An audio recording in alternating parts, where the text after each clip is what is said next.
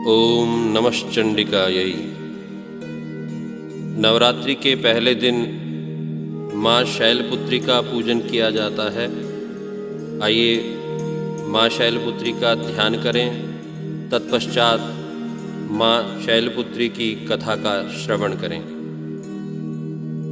ओम वंदे वाञ्छितलाभायो चंद्रार्धकृतशेखरां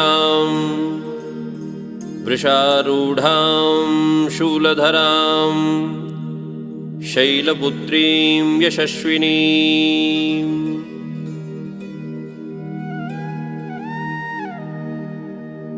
माँ दुर्गा अपने पहले स्वरूप में शैलपुत्री के नाम से जानी जाती हैं। पर्वतराज हिमालय के यहाँ पुत्री रूप में उत्पन्न होने के कारण इनका यह शैलपुत्री नाम पड़ा। वृषभ स्थिता अर्थात वृषभ पर स्थित इन माताजी के दाहिने हाथ में त्रिशूल और बाएं हाथ में कमल पुष्प सुशोभित है। यही नव दुर्गाओं में प्रथम दुर्गा हैं। अपने पूर्व जन्म में ये प्रजापति दक्ष की कन्या के रूप में उत्पन्न हुई थीं। तब इनका नाम सती था। इनका विवाह भगवान शंकर जी से हुआ था।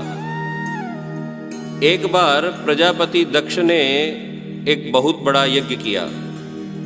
इसमें उन्होंने सारे देवताओं को अपना अपना यज्ञ भाग प्राप्त करने के लिए निमंत्रित किया, किंतु शंकर जी को उन्होंने इस यज्ञ में निमंत्रित नहीं किया।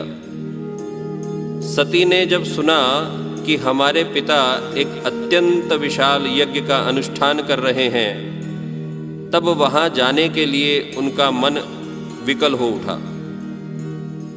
अपनी यह इच्छा उन्होंने शंकर जी को बताई। सारी बातों पर विचार करने के बाद उन्होंने कहा, प्रजापति दक्ष किसी कारणवश हमसे रुष्ट हैं।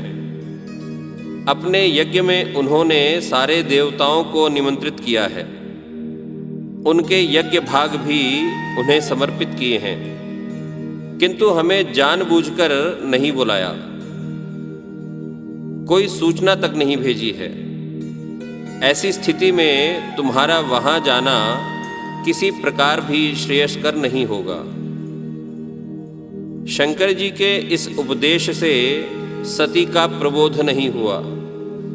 पिता का यज्ञ देखने वहां जाकर माता और बहनों से मिलने की उनकी व्यग्रता किसी प्रकार भी कम न हो सकी।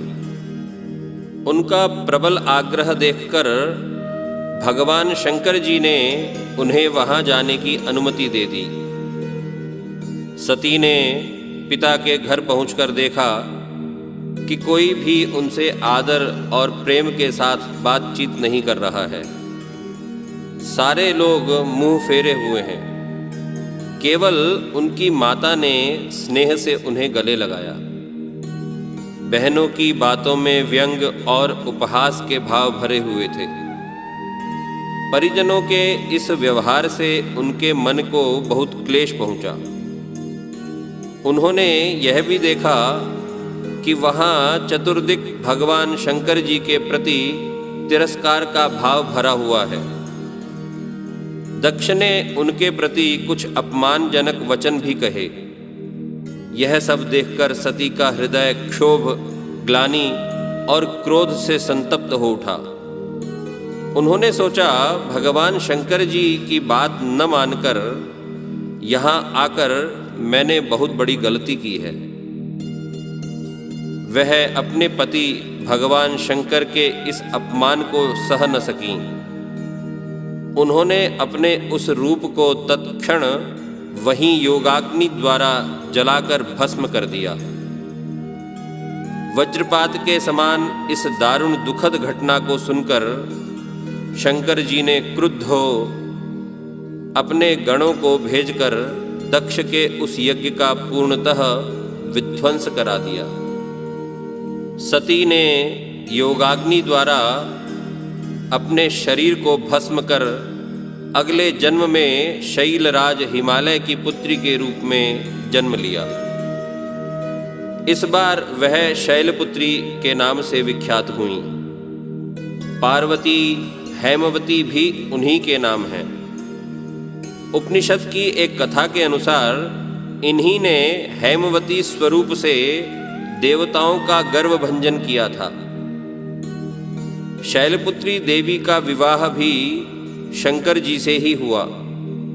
पूर्व जन्म की भांति इस जन्म में भी वह शिवजी की अर्धांगिनी बनी। नवदुर्गाओं में प्रथम शैलपुत्री दुर्गा का महत्व और शक्तियां अनंत हैं। नवरात्र पूजन में प्रथम दिवस इन्हीं की पूजा और उपासना की जाती है। इस प्रथम दिन की उपासना में योगी अपने मन को मूलाधार चक्र में स्थित करते हैं। यहीं से उनकी योग साधना का प्रारंभ होता है। बोलिए शैलपुत्री मात की जय। सर्वरूपमयी देवी सर्वं देवीमयं जगत् अतोऽहं विश्वरूपां तां नमामि परमेश्वरी।